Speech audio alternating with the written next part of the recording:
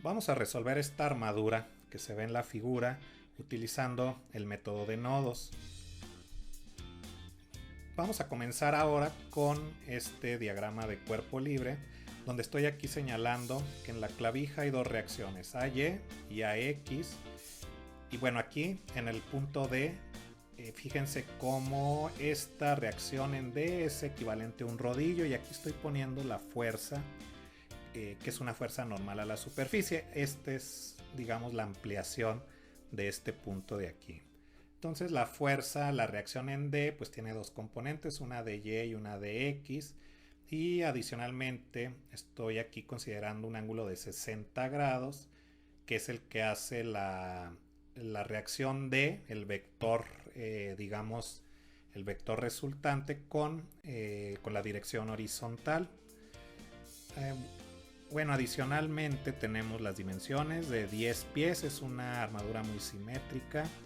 La altura también es de 10 pies y tenemos también dos cargas externas, una de 400 libras en el perno F, y aquí en la clavija, en el punto A, también tenemos una carga externa de 400 libras. Podemos entonces comenzar aquí a aplicar las condiciones de equilibrio para un cuerpo rígido en dos dimensiones con la sumatoria de fuerzas en X. Esto nos lleva a un resultado inicial de dx igual a menos ax.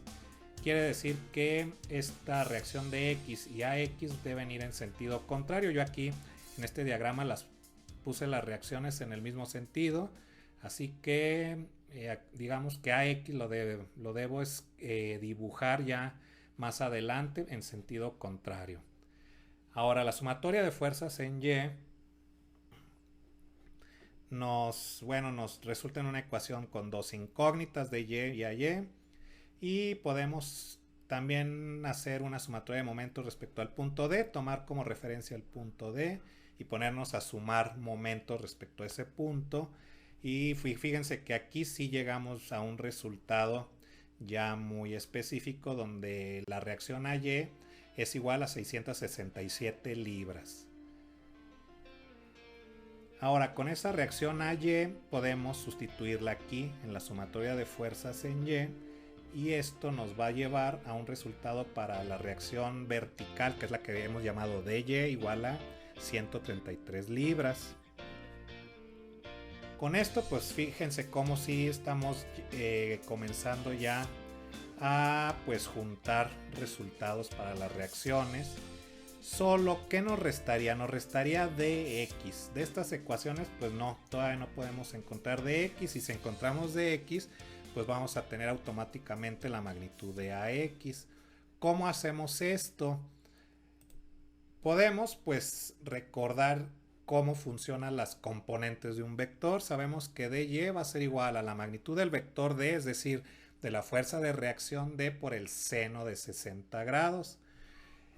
De aquí podemos calcular la magnitud D, que es igual a 154 libras.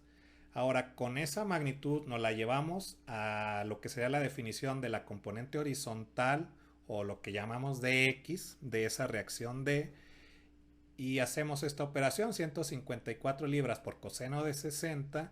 Tenemos entonces un dx de 76.8 libras, que voy a redondear a 77 libras. Y bueno, eso sería el resultado de x, y entonces automáticamente tenemos que ax va a tener una magnitud de 77 libras también, de acuerdo al resultado que vimos en la página anterior. Así que con esto pues ya tenemos reacciones en los soportes, y podemos ahora pasar a analizar nodos para ir encontrando las fuerzas en cada una de las barras. Voy a comenzar con el punto A, o el nodo A más bien, y fíjense cómo tenemos aquí ya estas dos reacciones: 667 libras, 77 libras. Aquí noten cómo ya cambia el sentido de A como lo tenía inicialmente. Tenemos las 400 libras de la carga externa, y tenemos estas dos fuerzas que no conocemos. Es un nodo que cumple con todos los requisitos para poderse resolver. Podemos aplicar las ecuaciones de equilibrio de sumatoria de fuerzas en X, sumatoria de fuerzas en Y, y vamos a encontrar una fuerza AB de 378 libras y una fuerza AF de 190 libras. Esta sería una fuerza a compresión y esta sería una fuerza a tensión. Ahora,